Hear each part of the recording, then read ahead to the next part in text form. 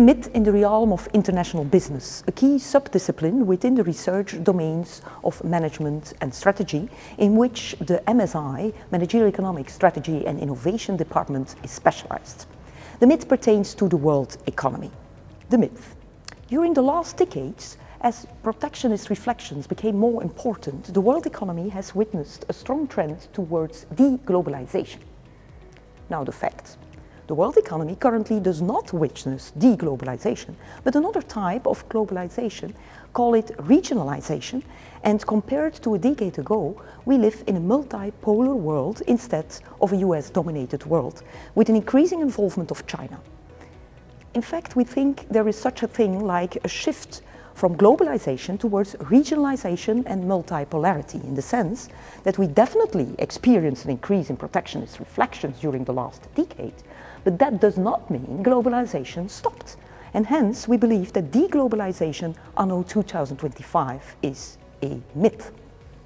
Compared to the past, trade and foreign direct investment inflows have never been so large, thanks, as a matter of fact, to the increasing involvement of countries like China and India. Why then do people believe that there is de-globalization? What is the rhetoric there?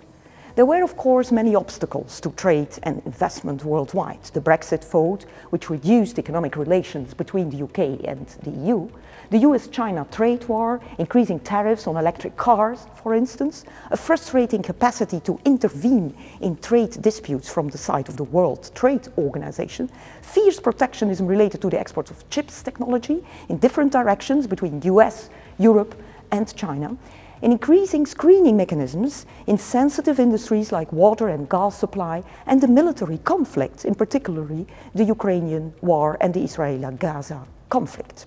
But global trade actually increased, driven by China and India. Trade in weapons and so-called dual-use goods has actually been stimulated, whether we like it or not. And multilateral trade agreements thrive, such as with groups of countries like ASEAN, which actually decreases trade barriers. Especially in Asia, inward foreign direct investment increased considerably. While the prospects for foreign direct investment remain challenging in 2025, the most recent UNCTAD World Development Report says that modest growth for the next year, 2026, appears possible, citing the easing of financial conditions and concerted efforts towards international agreements, notably from the side of Europe, less so from the US side. Wars, hot or cold, do not contribute to prosperity. But we see that innovation, for instance, in drone technology increases. Only a subset of countries is allowed to trade with and invest in friendly ones. But they keep doing it. Reshoring of investment is happening towards friendly countries, skipping frenemies and certainly enemies. This is an illustration of the regionalization of foreign direct investment. Globalization survived the financial crisis back in 2008, the Trump tariffs, the COVID-19 crisis, and even the Chinese-US trade war.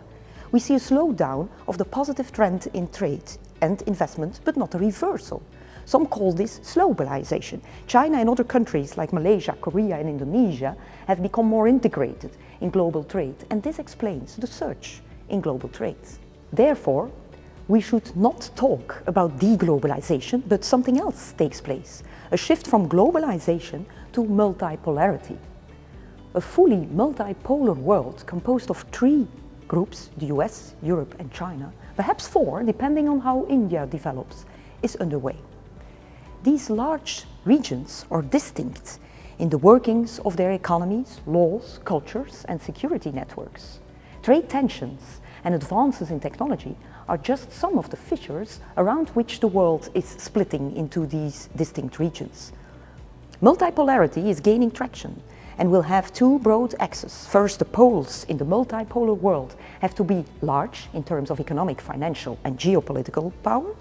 Second, we see that the essence of multipolarity is not simply that the poles are large and powerful, but also that they develop distinct, culturally consistent ways in trading and investment. So we hope that the myth of de-globalization has been debunked. Thank you.